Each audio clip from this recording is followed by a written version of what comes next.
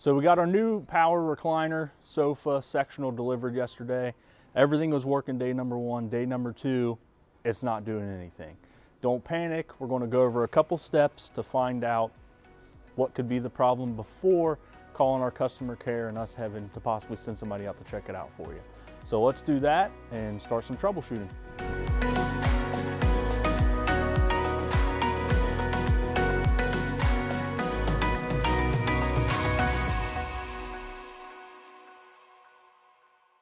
Hey everybody, my name is Zach Sullivan. I'm one of the managers here at our store on Colerain Avenue with Furniture Fair. I've been here a little over 14 years. But you know, when I tell people that, they're like, oh man, you're so young. I know I look great for being 33. What we're going to go over here today is a video in your new power furniture and why it doesn't seem to be working, possibly even a day after having it. So we're going to go through some troubleshooting steps and get you back on your feet. And if we're not able to troubleshoot it and get it working again, we're going to go over some other steps on how to get you taken care of and what avenues we have to get your furniture working. So your power furniture is not working. Step number one, did it come unplugged? Double check to make sure that it did not come unplugged from the wall during any movement it may have had. Make sure you got a little bit of slack in that cord and double check your power. Alrighty, so we're plugged into the wall and we're not getting any power.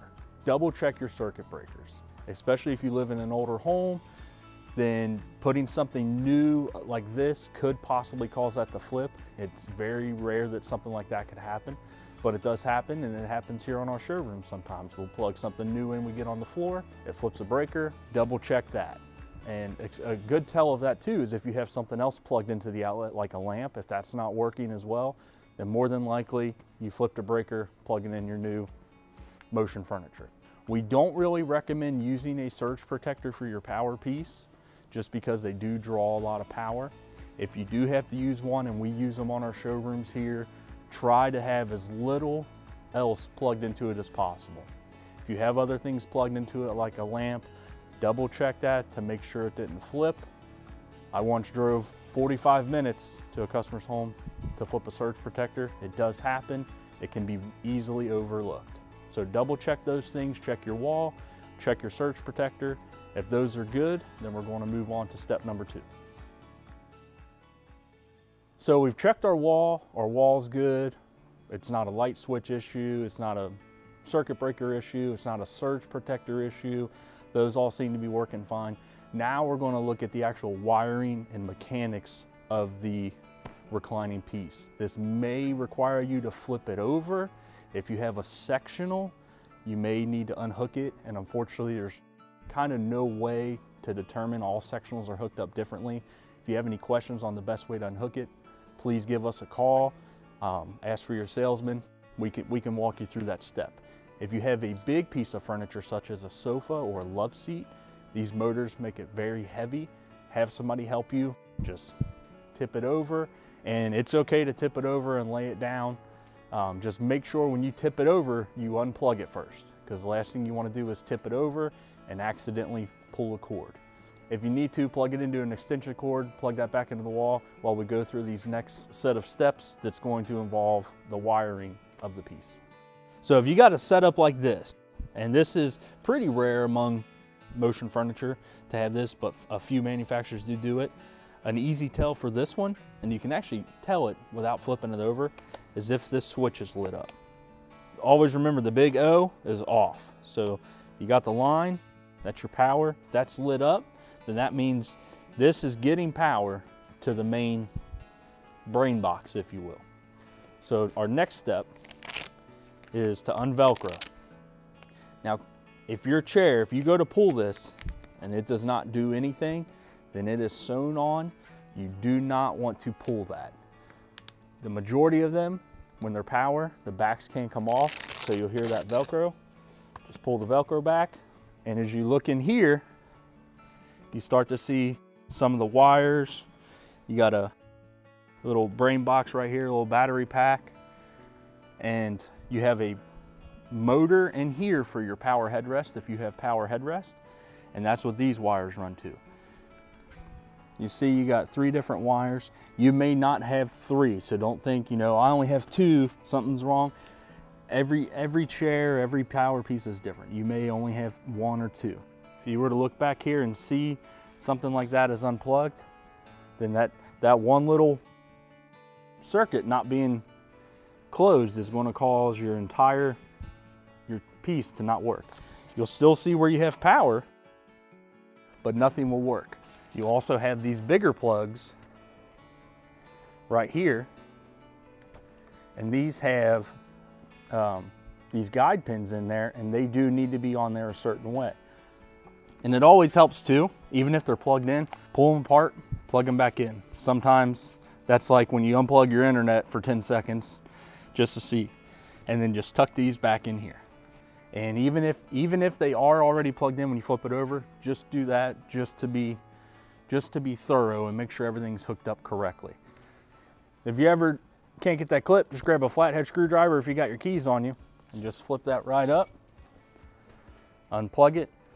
You also have 2 ends in here that kind of look like plugs that go into a wall. So there is a specific way these get plugged in, and reconnect that there. This zip tie here, that's just holding all your wires together. Make sure that's not on there too tight. This is something the manufacturer does. They pull that too tight, make sure it's not pinching into the wires. Then your battery pack here, just double check that this part coming off is good. It will seem like it's a little tight, but that's normal. So right here, this is your part of your power system. If this is not plugged in, then nothing else will work. Make sure that is plugged in. That's pretty standard. Just plug it in there. Good. If you feel something sticky there, that's just a little adhesive they got for this tape. But if this is all plugged up, we're going to move on to the base. All right, so we checked the back. Now we're going to check the base. Not all recliners will have this accessibility. Some will, where you may have a zipper that you just unzip. And then down in here is the power cord that runs to the buttons in the arm. So here is your power cord. If this is unplugged, then that means your buttons aren't getting any power. Simply plug it back in and connect it. And again, if you look down in there and see that it is plugged in, go ahead, unplug it, reconnect it just to be sure. All right, so that's good. So now we're going to move back here to where probably 90% of anything that comes unplugged or disconnected will occur. And that's right back here under the main motor. And you can see where everything is a lot tighter back here. The reason these plugs are pulled a little tighter back here than in the back is because all of your mechanism and reclining pieces back here, you don't want any wires that get caught up in there. Also double check right here on your motor. Make sure that this power piece is not broken off. These are very fragile. So if you ever have to move this, you know, if you have this for, you know, one day you're buying a new home, you need to move this, watch out for that power piece.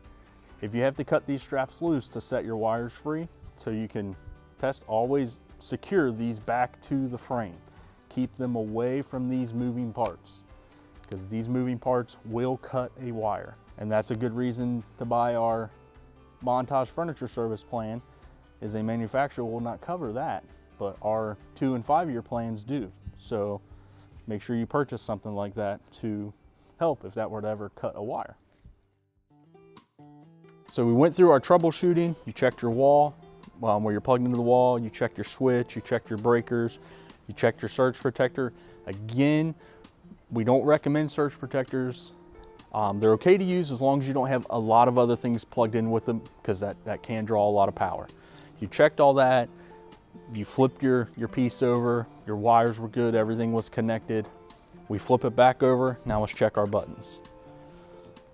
We hit our recline button, the chair's reclining.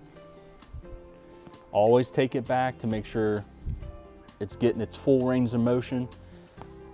Now let's check our headrest. Our headrest is working perfectly. Bring it up. We'll close it up We plugged everything in, the chair's working fine. You're good to go and you're good to finish relaxing. So we've double checked everything. We checked our power, checked where it's plugged into, we checked all of the cords, flipped it back over, nothing still seems to work. Don't freak out. Give us a call into our customer care center.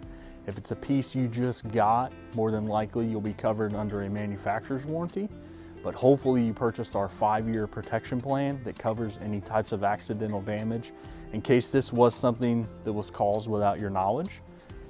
If it happens to be a clearance item that you maybe purchased at one of our outlets, we have our 2-year protection plan. If you purchase that, that will also cover a situation like this.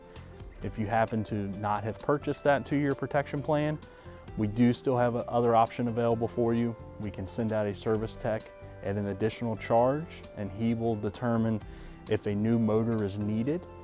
And if it's a case where we can order you a new motor, you would be responsible for covering that cost, but we would be happy to order that for you and then send somebody out to put it on there for you as well. If you wanted to put it on there for yourself, you're welcome to do that too, but we always recommend having somebody who's dealt with something like this before do it, because there's a lot of pins and plugs that can be tricky.